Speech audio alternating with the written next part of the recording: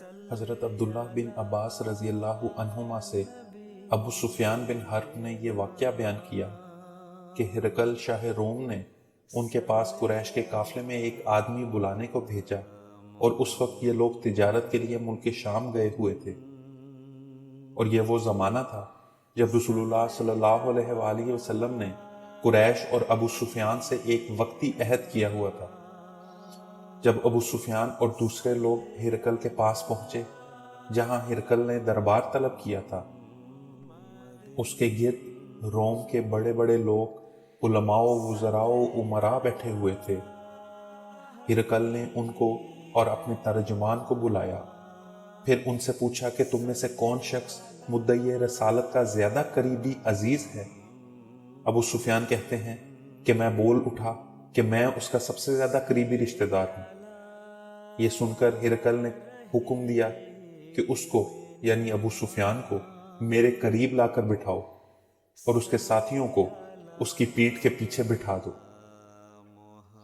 پھر اپنے ترجمان سے کہا کہ ان لوگوں سے کہہ دو کہ میں ابو سفیان سے اس شخص کے یعنی محمد صلی اللہ علیہ وآلہ وسلم کے حالات پوچھتا ہوں۔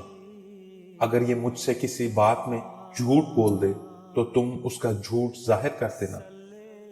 ابو سفیان کا قول ہے کہ اللہ کی قسم، اگر مجھے یہ غیرت نہ آتی کہ یہ لوگ مجھ کو جھٹلائیں گے تو میں آپ صلی اللہ علیہ وآلہ وسلم کی نسبت ضرور غلط گوئی سے کام لیتا۔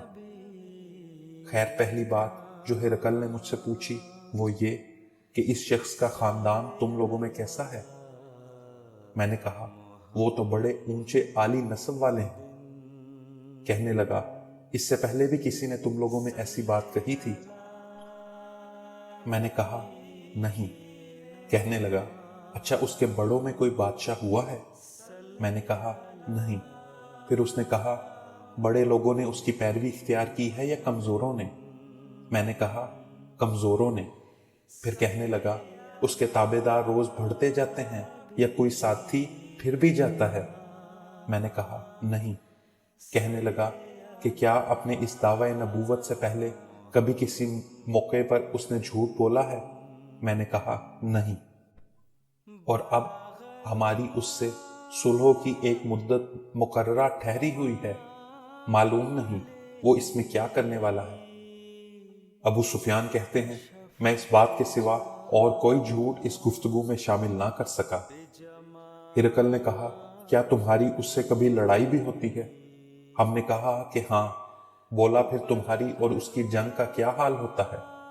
میں نے کہا لڑائی ڈول کی طرح ہو ہے، کبھی وہ ہم سے میدان جنگ جیت لیتے ہیں اور کبھی ہم ان سے جیت لیتے ہیں۔ ہرقل نے پوچھا وہ تمہیں کس بات کا حکم دیتا ہے؟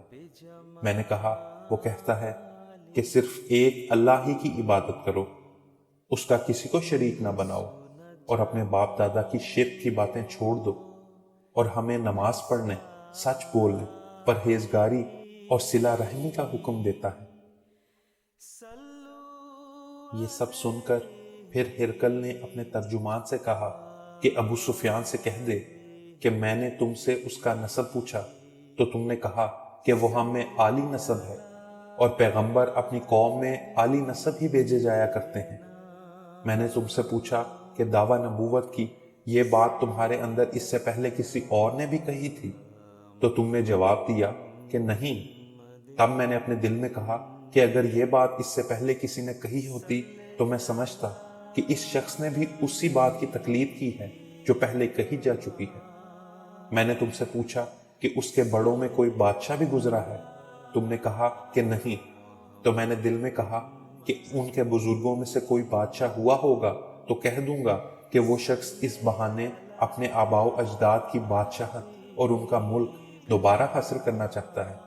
اور میں نے تم سے پوچھا کہ اس بات کے کہنے یعنی پیغمبری کا دعویٰ کرنے سے پہلے تم نے کبھی اس کو دروغ گوئی کا الزام لگایا ہے؟ تم نے کہا کہ نہیں۔ تو میں نے سمجھ لیا کہ جو شخص آدمیوں کے ساتھ دروغ گوئی سے بچے وہ اللہ کے بارے میں کیسے جھوٹی بات کہہ سکتا ہے۔ اور میں نے تم سے پوچھا کہ بڑے لوگ اس کے پیرو ہوتے ہیں یا کمزور آدمی؟ تم نے کہا کمزوروں نے اس کی اتباع کی ہے۔ تو دراصل یہی لوگ پیغمبروں کے متبعین ہوتے ہیں۔ اور میں نے تم سے پوچھا کہ اس کے ساتھی بڑھ رہے ہیں یا کم ہو رہے ہیں؟ تم نے کہا کہ وہ بڑھ رہے ہیں، اور ایمان کی کیفیت یہی ہوتی ہے حتیٰ کہ وہ کامل ہو جاتا ہے۔ اور میں نے تم سے پوچھا کہ آیا کوئی شخص اس کے دین سے ناخوش ہو کر مرتد بھی ہو جاتا ہے؟ تم نے کہا نہیں۔ تو ایمان کی خاصیت بھی یہی ہے، جن کے دلوں میں اس کی مسرت رچ بس جائے وہ اس سے لوٹا نہیں کرتے۔ اور میں نے تم سے پوچھا کہ آیا وہ کبھی عہد شکنی کرتے ہیں؟ تم نے کہا نہیں۔ پیغمبروں کا یہی حال ہوتا ہے، وہ عہد کی خلاف ورزی نہیں کرتے۔ اور میں نے تم سے پوچھا کہ وہ تم سے کس چیز کے لیے کہتے ہیں؟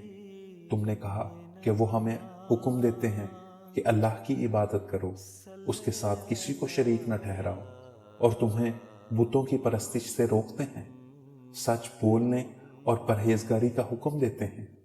لہٰذا اگر یہ باتیں جو تم کہہ رہے ہو سچ ہیں تو عنقریب وہ اس جگہ کا مالک ہو جائے گا کہ جہاں میرے یہ دونوں پاؤں ہیں۔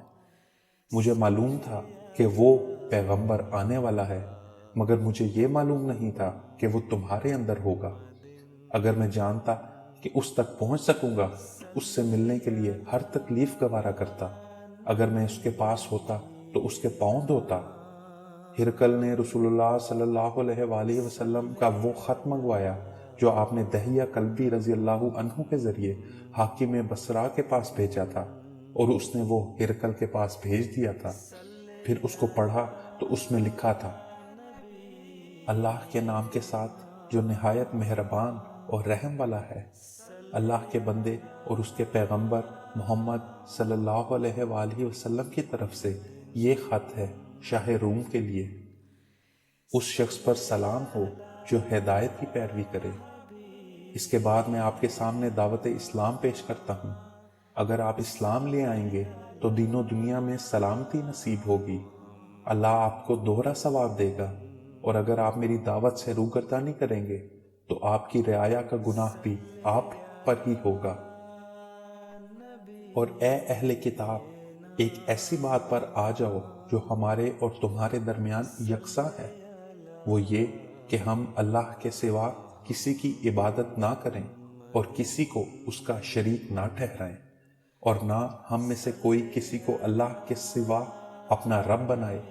پھر اگر وہ اہل کتاب اس بات سے منہ پھیر لیں تو اے مسلمانوں، تم ان سے کہہ دو کہ تم مانو یا نہ مانو، ہم تو ایک اللہ کے اطاعت گزار ہیں۔ ابو سفیان کہتے ہیں، جب ہرقل نے جو کچھ کہنا تھا کہہ دیا اور خط پڑھ کر فارغ ہوا تو اس کے ارد گرد بہت شور و غوغا ہوا، بہت سی آوازیں اٹھیں اور ہمیں باہر نکال دیا گیا۔ تب میں نے اپنے ساتھیوں سے کہا کہ ابو کبشہ کے بیٹے یعنی نبی کریم صلی اللہ علیہ وآلہ وسلم کا معاملہ تو بہت بڑھ گیا ہے، دیکھو تو اس سے بنی اسفر یعنی روم کا بادشاہ بھی ڈرتا ہے۔